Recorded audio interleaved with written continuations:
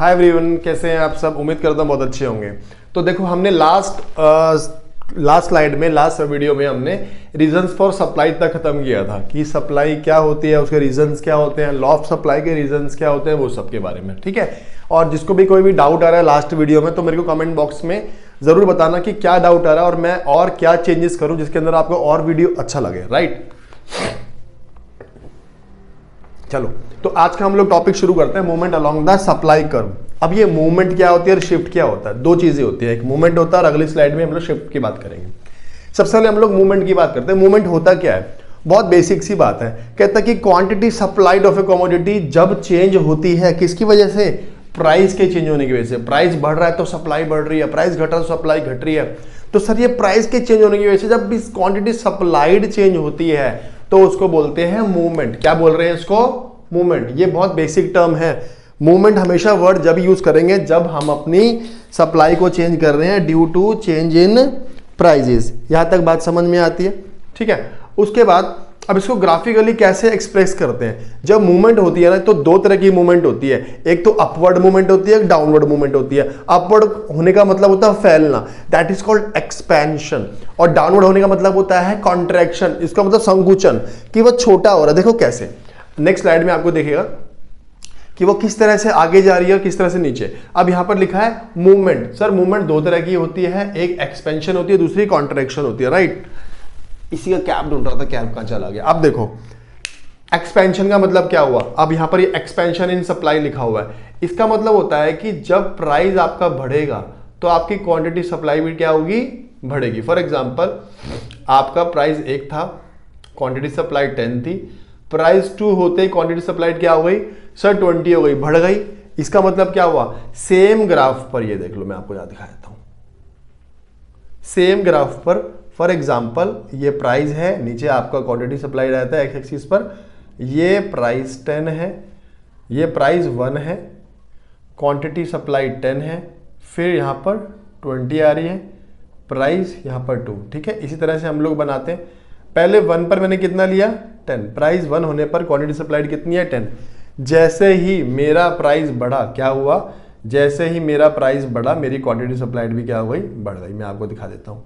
ये मेरा ग्राफ कुछ इस तरह से बनेगा, ये बढ़ गया मेरा प्राइस और क्वांटिटी सप्लाइड भी Q1 से Q2 हो गई। वहाँ पर, यहाँ पर देखो Q से Q1 हो गई थी, यहाँ पर ये वही सेम है।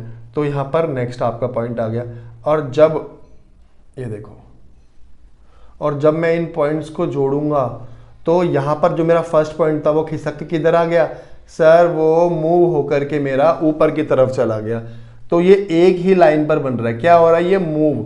अब इसको हम लोग क्या बोल रहे हैं, upward movement. Expansion in supply is also called upward movement. इसी तरह से कॉन्ट्रैक्शन का एग्जाम्पल क्या होगा सर, कॉन्ट्रैक्शन के एग्जाम्पल के अंदर जब मेरा प्राइस घटेगा तो मेरी क्वांटिटी सप्लाइड भी क्या होने वाली है, घटने वाली है। देखिए इसके अंदर कैसे, अब मेरा जो प्राइस था, एग्जाम्पल ले लेते हैं, मेरा प्राइस था 2 रुपीज और उसके अंदर मैं क्वांटिटी सप्लाई कर रहा था 10। जैसे ही मेरा प्राइस गिरा तो मेरी क्वांटिटी सप्लाई भी गिर गई ड्यू टू कि मेरे को प्रॉफिट कम मिल रहा, तो अपनी सप्लाई भी कम कर दूंगा। ठीक है। ये रहा आपका प्राइस 1 2 1 2, ये आपकी क्वांटिटी सप्लाइड हो गई 10 और 20।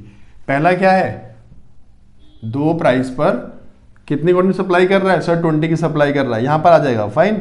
दूसरा क्या हो रहा है सर, पॉइंट खिसक करके अब जब प्राइस कम कर देगा तो सप्लाई भी हमारी क्या हो जाएगी, कम हो जाएगी। प्राइस कम कर दिया, सप्लाई भी क्या हो गई मेरी, कम हो गई। तो पॉइंट खिसक के यहां पर आ गया। राइट, अब यहां पर देखो, जब सुबह अगर मैं इसको ज्वाइन करना चाहूं तो ये ज्वाइन होकर के इस तरह से कुछ बनेगी। ये देखो आपका कर्व खिसक करके आपका जो कर्व है, सप्लाई कर्व है, वो क्या हो गया, डाउनवर्ड मूवमेंट हो गया। इसको बोलेंगे कॉन्ट्रैक्शन, इसको बोलेंगे एक्सपेंशन, और साथ में इसका दूसरा नाम है अपवर्ड मूवमेंट। और साथ में इसको हम लोग क्या बोल रहे हैं, कॉन्ट्रैक्शन और डाउनवर्ड मूवमेंट। यहां तक बात समझ में आती है, बेसिक थी। ठीक है, तो यहां तक भी समझ में आया। इसी ग्राफ के अंदर बता दूं, ये खिसक के जब इस तरफ जा रहा है, राइट की तरफ जा रहा है, जब हमारा क्या हो रहा है, सप्लाई खिसक के Q1 की तरफ चली गई, प्राइस खिसक के P1 की तरफ चला गया, तो मूवमेंट क्या होगी मेरी, अपवर्ड। तो इसके लिए हमने वर्ड यूज किया एक्सपेंशन, और खिसक के जब वो नीचे की तरफ आया तो क्या हुआ हमारा, कॉन्ट्रैक्शन। यहां तक बात समझ में आती है, राइट। अब देखो इस स्लाइड के अंदर भी आपको वही बताया जा रहा है एक्सपेंशन और कॉन्ट्रैक्शन के बारे में, और ये आप डायरेक्ट उतार सकते हैं, आपके एग्जाम में बहुत काम आएगा, इसके डिफरेंसेस भी आते हैं। तो एक्सपेंशन इन सप्लाई सेम वही है, expansion in supply refers to a rise in the quantity supply due to increase in the price के बढ़ने से, और other factors will remain constant. It leads to upward movement along the same. आप इसका note down कर लो, आपको बहुत ज्यादा हेल्प करेगा। प्राइस आपका बढ़ रहा है, क्वांटिटी आपकी बढ़ रही है, तो मूवमेंट क्या हो रहा है, upward, that is called expansion.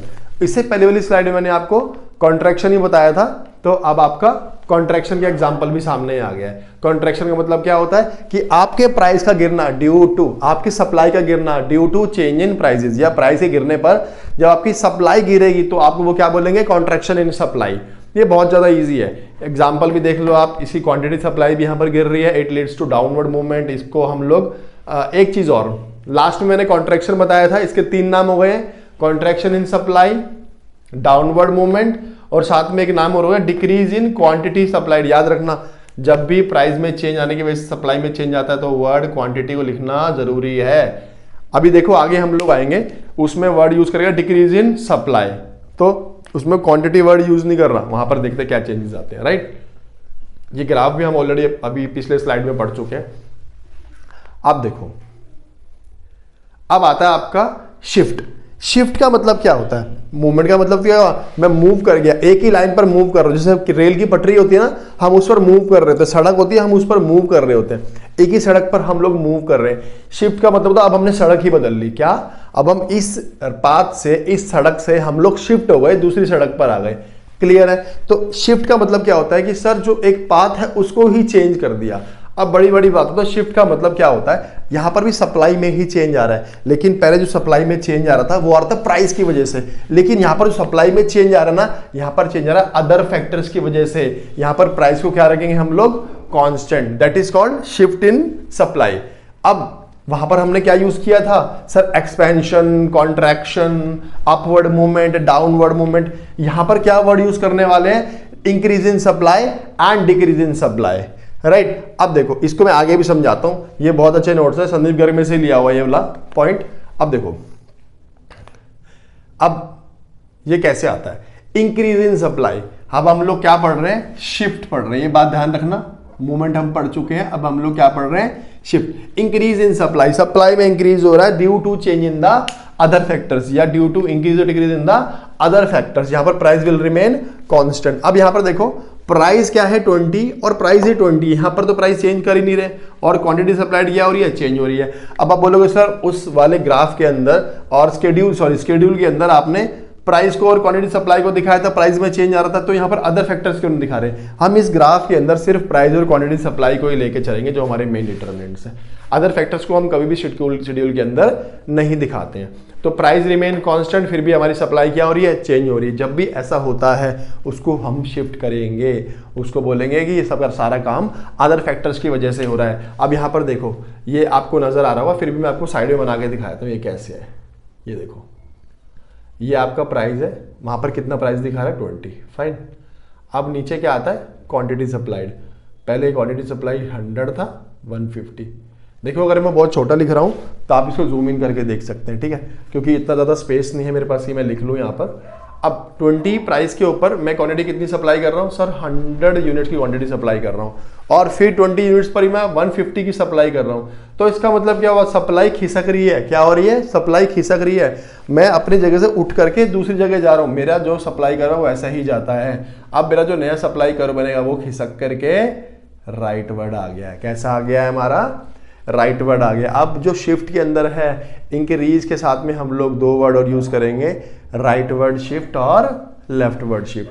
अब यहां पर देखो ये क्या हुआ, राइट वर्ड चला गया, this is called increase in supply. अब यहां पर लिखा हुआ इंक्रीज इन सप्लाई। अगर क्वेश्चन में पेपर में आपको कहीं भी नजर आता है इंक्रीज इन क्वांटिटी सप्लाइड, तो आप बताओ ये शिफ्ट है कि मूवमेंट है। आप बोलोगे सर दोनों सेम तो लग रहे हैं, नहीं, ये शिफ्ट है और ये क्या है, मूवमेंट, क्योंकि यहां पर क्या वर्ड जुड़ गया है, क्वांटिटी सप्लाइड। समझ में आई बात? अब नेक्स्ट आता है decrease in supply, right. Decrease in supply के अंदर क्या होता है कि जैसे हमने इंक्रीज इन सप्लाई पढ़ा ड्यू टू अदर फैक्टर्स, यहां पर कुछ नहीं हो रहा, डिक्रीज हो रहा है, प्राइस अपना कांस्टेंट रहेगा, अदर फैक्टर्स की वजह से सप्लाई क्या हो रही है, डिक्रीज हो रही है, that is called decrease in supply. Quantity word use नहीं हो रहा, इसके अंदर शिफ्ट कहा जाएगा लेफ्ट वर्ड, वहां पर शिफ्ट कहा जा रहा था राइट वर्ड, ये बात ध्यान रखना। तो यहां पर इसी तरह से होगा, पहले हमारा जो भी हमारा प्राइस दिया हुआ गिवन वो 20 है, क्वांटिटी सप्लाइड आपका मान लो ये 70 है और ये 100 जैसे ही नीचे दिया हुआ है। पहला कितना बन रहा है सर, पहली प्राइस अगर हमारे 20 है तो यहाँ पर हम लोग 100 यूनिट की सप्लाई कर रहे हैं, तो पॉइंट हमारे यहाँ पर प्लॉट करेंगे। 20 की जो अगर हमारा प्राइस है 70 यूनिट्स हम लोग सप्लाई करें तो हम लोग पॉइंट यहाँ पर प्लॉट करेंगे। तो आप देखोगे जो मेरा फर्स्ट कर्व है वो इस तरफ है और जो सेकेंड कर्व जा रहा है वो खिसक के लेफ्ट वर्ड आ गया है। क्या हो गया है, लेफ्ट वर्ड। शिफ्ट कैसा हो गया है, लेफ्ट वर्ड। अब यहाँ पर इसलिए हम लोग वर्ड क्या यूज कर रहे हैं, डिक्रीज इन सप्लाई। यहाँ तक क्लियर है? अब हम लोग ये नए टॉपिक पर चल रहे हैं, that is called price elasticity of supply. ये तो सबको मालूम है, प्राइस बढ़ेगा तो सप्लाई बढ़ेगी, प्राइस गिरेगा तो सप्लाई गिरेगी। लेकिन आप ये बताओ कि ऐसी कई सारी आइटम्स हैं जिसका प्राइस बहुत ज्यादा भी बढ़ जाता ना, लेकिन फिर भी हम उस सप्लाई को कम नहीं करते हैं। अगर या बहुत ज्यादा प्राइस बढ़ भी गया ना, फिर भी हम अपनी सप्लाई को बहुत ज्यादा कम नहीं करते हैं, है ना। तो कई सारे ऐसे आइटम्स होते हैं जिसके प्राइस चेंज होने की वजह से सप्लाई ज्यादा चेंज होती नहीं है। कई बार जरा से प्राइस चेंज होने पर सप्लाई बहुत ज्यादा चेंज हो जाती है। तो इसी बारे में हम लोग यहां पर पढ़ने वाले, that is called price elasticity of supply. अब उसकी डिटरमिनेंट्स भी पढ़ेंगे, so that it refers to a degree of responsiveness of supply of a commodity with reference to change in the price of a such commodity. For example कहता है कि अगर price elasticity supply की 2 है, 2 का मतलब होता है 2x, that is it means that 1% fall in leads to 2% fall in supply, that 1% rise in price lead to 2% 1% हाँ lead to rise in the price lead to 2% rise in supply। इसका मतलब वो कहता है कि अगर आप फॉर एग्जांपल मैंने प्राइस यहां पर दिखाता हूं आपको, क्वांटिटी सप्लाइड, मान लो आपका ये प्राइस 10 है, कितना है प्राइस 10। अगर मैं इसको 20% से बढ़ाऊंगा, कितने से बढ़ाऊंगा मैं आपको 20% से बढ़ाऊंगा, तो आप मुझे बताओ अगर मैं 20% से अपने प्राइस बढ़ा दूं मार्केट के अंदर तो ये कितने का प्राइस बेचूंगा, अगला प्राइस कितना होगा सर, 10 का 20% कितना होता है 2, तो इसके अंदर मैं 2 ऐड करूंगा और मेरा क्या प्राइस हो जाएगा 12, कितना हो जाएगा 12। इसी तरह से जो मेरा क्वांटिटी सप्लाइड है अगर वो मेरा कितना है 10 है, कितना है 10 है, तो मैं इसके अंदर कितना क्वांटिटी सप्लाइड बढ़ाऊंगा 40%, कितना बढ़ाने वाला हूं 40%। अगर मैं 10 का 40% करूंगा तो वो कितना आएगा सर, 10 का 40% होता है 4 और आपके क्वांटिटी सप्लाइड कितना हो जाएगा 14। इसका मतलब है अगर मैं 20% और 40% का रेशियो निकालूं तो ये कितना निकल के आएगा 1:2। सो दैट मीन्स अगर मैं प्राइस में 1 का चेंज करूंगा तो क्वांटिटी सप्लाइड में कितना चेंज आएगा 2 का, that is called responsiveness. Clear है? अब आ जाओ, इसकी रेस्पॉन्सिवनेस निकालने के लिए कुछ फॉर्मूलाज दिए गए हैं। तो परसेंटेज मेथड है एक, दूसरा आता है हमारा प्रोपोर्शनल मेथड। पहले हम लोग परसेंटेज मेथड की ओर चलेंगे, फिर हम लोग चलेंगे प्रोपोर्शनल मेथड की ओर। इस मेथड से आपकी इलास्टिसिटी मेजर हो जाती है। फॉर एग्जांपल कि अगर मेरा प्राइस 10 से बढ़ रहा है और मेरी क्वांटिटी सप्लाइड 40 से बढ़ रही है, तो इसका मतलब क्या हुआ सर, मेरी क्वांटिटी सप्लाइड जो है वो 4x बढ़ रही है। कितनी बढ़ रही है 4x। मेरा प्राइस तो 10 से बढ़ रहा है लेकिन मेरी क्वांटिटी सप्लाइड किससे बढ़ रही है 40 से बढ़ रही है। फॉर एग्जांपल एक चॉकलेट का प्राइस है वो 10 रुपए से इंक्रीज हो गया, 10 वाली चॉकलेट 20 की हो गई है। कितनी की हो गई है मार्केट के अंदर 20 की। तो भाई प्रोड्यूसर्स बोलेंगे अरे भाई कमाल हो गया, 10 वाली चॉकलेट 20 की, और लोग कंजम्पशन भी बहुत दबा के करते हैं। अब प्रोड्यूसर्स क्या करने वाले हैं, अपनी फर्म के अंदर प्रोडक्शन दबा के कर रहे हैं और बेचने को तैयार हो रहे हैं। भाई क्या कर रहे हैं, बेचने को तैयार हो रहे हैं। अब वो जो प्रोडक्शन जितनी भी कर रहे थे अब उसे 4 गुना प्रोडक्शन कर रहे हैं। कितना प्राइस में कितना चेंज आया सर, 10 रुपए का प्राइस में चेंज आया और 40 का चेंज उन्होंने क्वांटिटी सप्लाइड के अंदर कर दिया। तो इसका मतलब क्या हुआ 4x। क्या कर दिया 4x। तो हम लोग यहां बोल सकते हैं इलास्टिसिटी ऑफ सप्लाई कितनी होगी 4। इसका मतलब प्राइस के अंदर जरा सा चेंज आया, 1 का चेंज आया, तो यहां पर क्वांटिटी सप्लाइड में 4 का चेंज आया। तो हम लोग इसको परसेंटेज मेथड से भी देख सकते हैं। अब मैं आपको पीछे नेक्स्ट स्लाइड के अंदर ये दिखाता हूं कि हम लोग इसको निकालते कैसे हैं, राइट। अब देखो ब्लैंक शीट में मैं आपको ये दिखाता हूं ये कैसे करेंगे हम लोग परसेंटेज मेथड को। अब सबसे पहले आता है हमारा परसेंटेज मेथड। देखो परसेंटेज मेथड से इलास्टिसिटी ऑफ सप्लाई। ES लिख रहा हूँ, इलास्टिसिटी ऑफ सप्लाई को प्यार से घर पर ES बुलाते हैं। इसका फॉर्मूला होता है percentage change in quantity supplied upon में परसेंटेज चेंज इन प्राइस। अब मैं आपको एक छोटे से एग्जांपल से दिखाता हूँ, आपको क्लियर हो जाएगा कि मैं क्या कहना चाह रहा हूँ।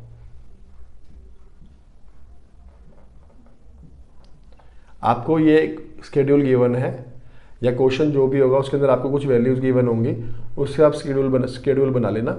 आगे मैं आपको क्वेश्चंस दिखाऊंगा और वहाँ पर शेड्यूल भी बना के दिखाऊंगा कि ये बनता कैसे है शेड्यूल, ठीक है। आप यहाँ पर बड़े ध्यान से देखेंगे, ये जो प्राइस है, जब मेरा प्राइस 10 था, इसको हम लोग क्या यूज करेंगे, P। जब मेरा प्राइस 10 था तो मार्केट के अंदर जो फर्म है वो सप्लाई करने को तैयार थी 10 क्वांटिटी या 10 यूनिट्स को, तो मैं इसको क्या बोलने वाला हूँ, S। अब जब मेरा प्राइस इंक्रीज हो गया, दैट इज कॉल्ड P1, तो मेरी सप्लाई भी क्या हो गई, इंक्रीज हो गई। क्लियर है। बस मेरे को यहाँ पर ये बताना है कि इलास्टिसिटी कितनी हुई, percentage in change in quantity supplied. ये एक बहुत बेसिक सा फॉर्मूला है, यहाँ पर हम लोग निकालेंगे कैसे। सर यहाँ पर हम लोग उसका अलग से फॉर्मूला लिख लेते हैं, percentage change in quantity supplied हम लोग कैसे निकालते हैं। सर डेल्टा S अपॉन में S इंटू में 100।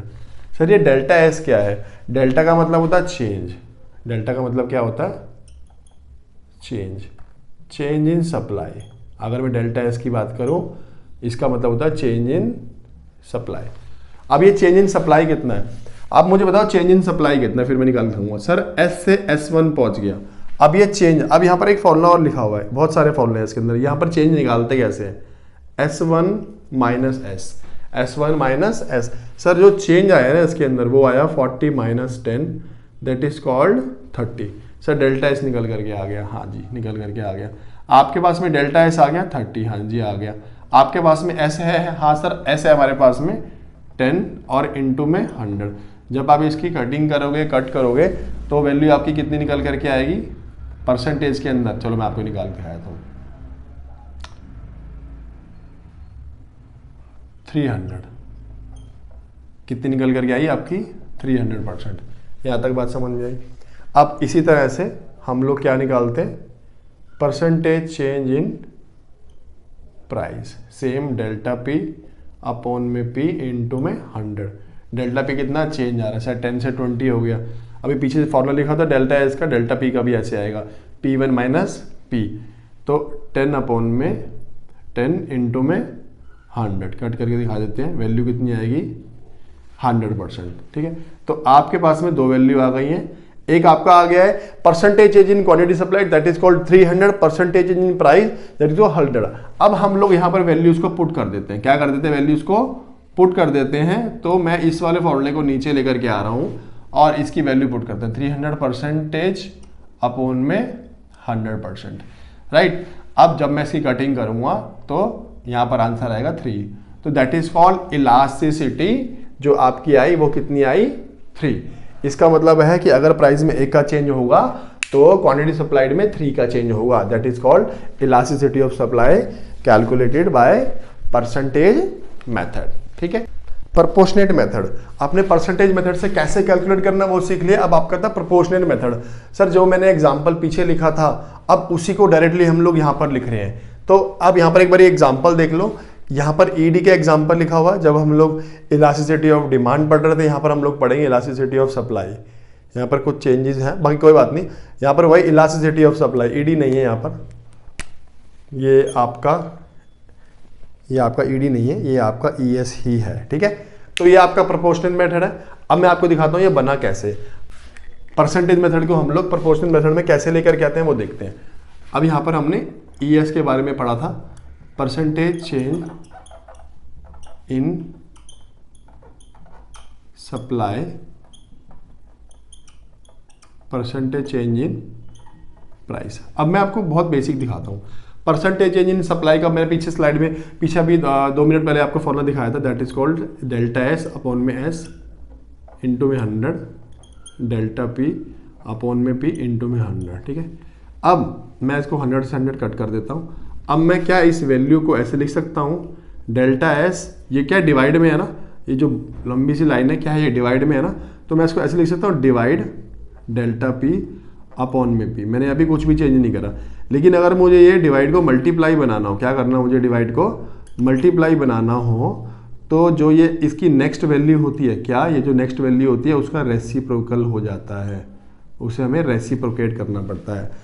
तो अब नया फॉर्मूला निकल के आएगा प्रोपोर्शनल मेथड का, that is called delta S upon में एस इंटू पी अपॉन में डेल्टा पी। अब कुछ नहीं, ये तो और ज़्यादा इजी है सर। अगर फॉर्मूला के अंदर मुझे शेड्यूल बनाना आ जाए या क्वेश्चन से मैं शेड्यूल बना लूँ, शेड्यूल से तो मैं डायरेक्टली वैल्यू पुट करूँगा और मेरा आंसर आ जाएगा, है ना, बहुत ईजी है। अगर पेपर के अंदर कोई भी क्वेश्चन आता है उसमें कुछ भी मेंशन नहीं होता कि प्रोपोर्शनेट से करना है या परसेंटेज मेथड से करना है, तो आपको मैं सजेस्ट करूंगा आप यूज करना proportionate method, which is easier than percentage method, right.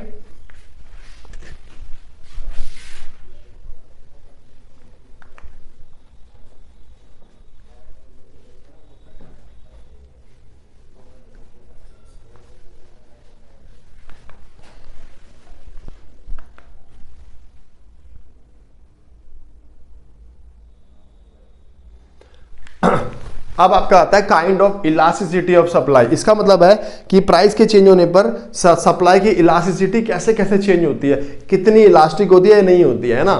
तो चलो उसके बारे में हम लोग पढ़ लेते हैं। सबसे पहले आता है that is called degree of elasticity of supply, भी हम इसको बोल सकते हैं। सबसे पहले डिग्री आती है, इसको बोलते हैं परफेक्टली इलास्टिक सप्लाई। ये बहुत ईजी है। इसका मतलब होता है कि सर अगर प्राइस चेंज नहीं हो रहा, कई सारी ऐसी आइटम्स होती है जिसका प्राइस चेंज नहीं होता, लेकिन मार्केट के अंदर जो सेलर होते हैं मार्केट को कैप्चर करने के लिए या फिर अदर रीजंस की वजह से उनकी स्टेट ऑफ टेक्नोलॉजी या फिर उनकी कॉस्ट ऑफ प्रोडक्शन बढ़ रही है, गवर्नमेंट टैक्सेस बढ़ा रही है घटा रही है, गवर्नमेंट टैक्सेस घटा रही है, सब्सिडी बढ़ा रही है, उनको फायदा पहुंच रहा है, तो वो सेम प्राइस पर भी अपनी सप्लाई क्या करेंगे, ज़्यादा करना पसंद करेंगे। ऐसी इलास्टिसिटी ऑफ सप्लाई को हम लोग बोलेंगे परफेक्टली इलास्टिक सप्लाई, जहां पर प्राइस भी चेंज नहीं हो रहा लेकिन सप्लाई ऑटोमेटिक चेंज हो रही है। तो यहाँ पर आपका पॉइंट, ये सप्लाई का पहला पॉइंट, ये दूसरा पॉइंट, ये तीसरा पॉइंट, जब हमने तीनों पॉइंट को जोड़ा तो हमारी क्या बन गई, परफेक्ट इलास्टिक सप्लाई। अब ये सप्लाई में पॉइंट मैं लेफ्ट में भी जोड़ सकता हूँ, पॉइंट लेफ्ट में भी जा सकता है और पॉइंट राइट में भी जा सकता है। तो ये बात का ध्यान रखना जरूरी नहीं है। अगर मैं इस डायग्राम की बात करूं तो इस डायग्राम में ये डायग्राम कुछ ऐसे बनेगा, मैं आपको दिखा देता हूँ। 100, 200 और 300, प्राइस आपका कितना है 30, प्राइस क्वांटिटी सप्लाइड। पहला पॉइंट आपका यहाँ बन रहा है, दूसरा पॉइंट आपका यहाँ बन रहा है, तीसरा पॉइंट आपका यहाँ बन रहा है। तो ये पॉइंट ऐसे जुड़ रहे हैं, राइट की तरफ जा रहे हैं, क्या जा रहे हैं, राइट की तरफ जा रहे हैं। तो that is called perfectly elastic supply. फिर आता है परफेक्टली इन इलास्टिक सप्लाई। इसका मतलब होता है कि प्राइस लगातार चेंज हो रहे हैं। क्या हो रहे हैं, प्राइस लगातार चेंज हो रहे हैं, बढ़ रहे हैं, घट रहे हैं, लेकिन सप्लायर अपनी सप्लाई कम करने को राजी नहीं है। प्राइस चाहे बढ़ रहे हो, प्राइस चाहे कम हो रहे हो, यहाँ पर सप्लायर अपनी सप्लाई को कम करने को राजी नहीं है।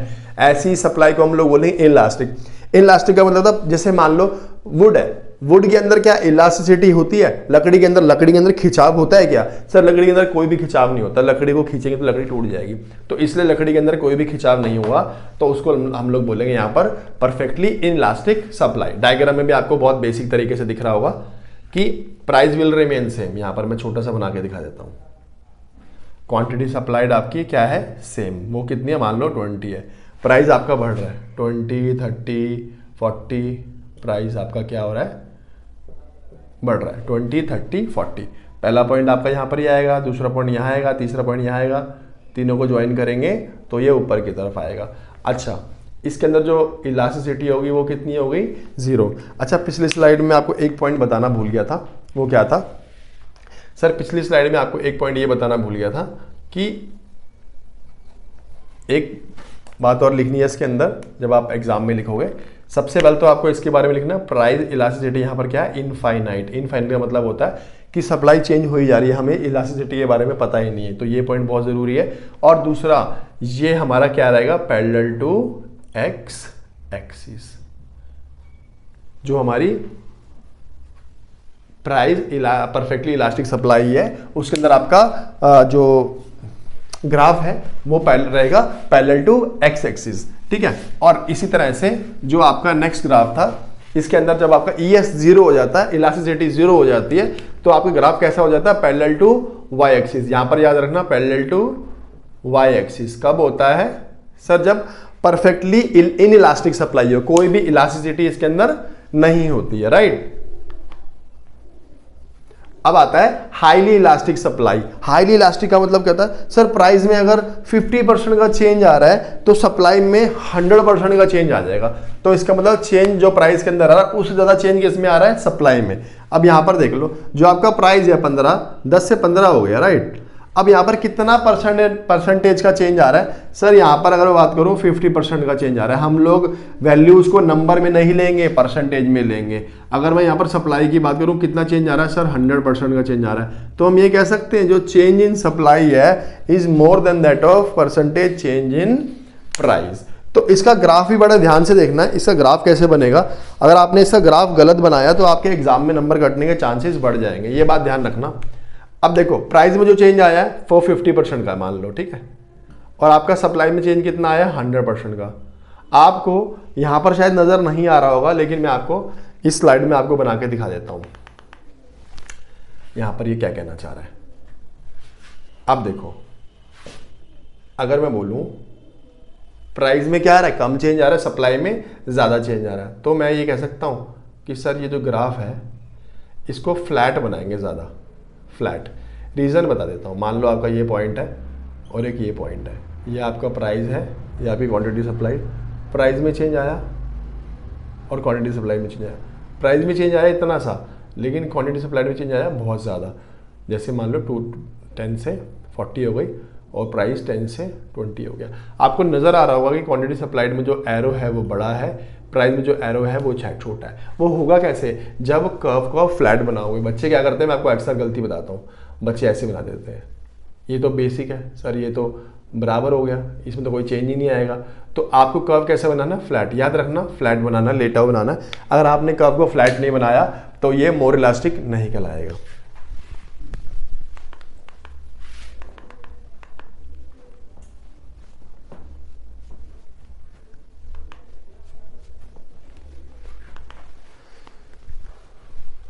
देखो, अब हाईली इलास्टिक सप्लाई आपको पता लग गया कि सप्लाई में ज्यादा चेंज आ रहा है as compare to change in price.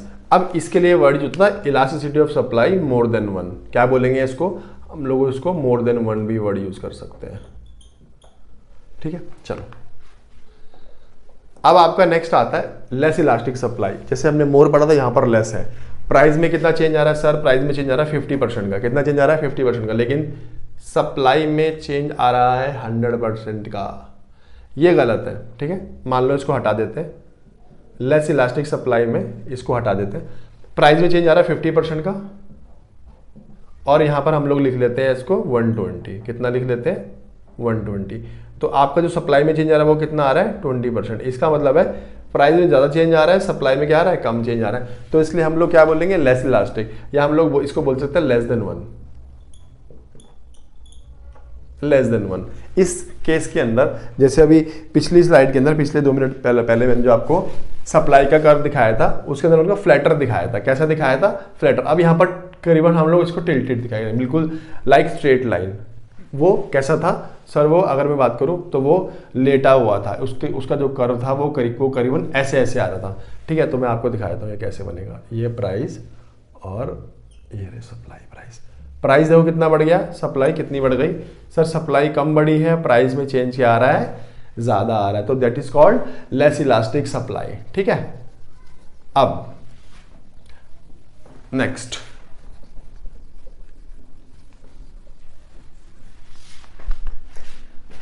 इसका लास्ट पॉइंट है, इसको बोलेंगे यूनिटरी इलास्टिक। ये बहुत ही ज्यादा इजी है और आपको पता भी होगा पहले से ही कि जितना चेंज प्राइस में आ रहा है उतना ही चेंज सप्लाई में भी आएगा। जितना चेंज प्राइस में आ रहा है उतना चेंज सप्लाई में भी आएगा। That is called unitary elastic supply. तो यहां पर जो कर्व है वो बराबर जाएगा। क्या जाएगा, जो कर्व है वो बराबर जाएगा। इसलिए इसका जो कर्व है वो कहां से शुरू होता है, ओरिजिन से। ये बात ध्यान रखना, ओरिजिन मतलब 0 से। ये शुरू होगा जब आपका सप्लाई कर्व कैसा होगा, unitary elastic. That is called when elasticity of supply is equals to 1। तो आज का वीडियो हम लोग यहीं पर ही खत्म करते हैं। दिया। अगर आपको वीडियो अच्छा लगता है तो अच्छा लगा लाइक सब्सक्राइब एंड शेयर जरूर करना। देखो आप जब लाइक करोगे, शेयर करोगे, सब्सक्राइब करोगे तो मुझे मोटिवेशन वहीं से ही आएगा, और मुझे मोटिवेशन आएगा तो मैं आप लोगों के लिए और ज़्यादा, अभी तो मैंने फिर से स्टार्ट किया यूट्यूब चैनल वीडियोज़ बनाना, है ना, कैमरा फिर से फेस कर रहा हूँ, धीरे धीरे करके कैमरा से मजा आने लगेगा, फिर आपको नई नई स्टोरीज के साथ में सुनाऊंगा। अभी तो थोड़ा सा लग रहा है ना कि बड़ा फॉर्मल वे में, बड़ा तरीके से, बड़ा सीधे सीधे सर समझा रहे हैं, फिर धीरे धीरे करके यहाँ पर मैं सामने बच्चों की फोटो लगा लूंगा, फिर मेरे दिमाग में अलग अलग थॉट्स आएंगे, अलग अलग स्टोरीज आएंगी, फिर मैं उसको और एनहांस करूंगा। बट उसके लिए मुझे चाहिए होगी मोटिवेशन, बहुत बेसिक बात है, सबको मोटिवेशन चाहिए लाइफ के अंदर, मुझे भी मोटिवेशन चाहिए यहाँ पर। तो लाइक शेयर एंड सब्सक्राइब, मैं आपसे अभी और कुछ भी नहीं मांग रहा हूँ, सिर्फ मोटिवेशन के लिए like share and subscribe. Content और ज़्यादा मैं अच्छा लेकर आऊँ, कोशिश करूँगा, सारा का सारा कंटेंट इतना ईजी कर दूंगा आपको, यहीं पर ये सारी की सारी सब चीज़ें वीडियोस के अंदर ही लर्न हो जाएगा, यहाँ पर ये मेरा वादा है। बट आपको मोटिवेट करना जरूरी है, मैं मोटिवेट होऊंगा, उसके बाद तुम्हारे मार्क्स आप देखो मार्क्स कैसे आएंगे, ठीक है। Thanks for watching this video, like share and subscribe.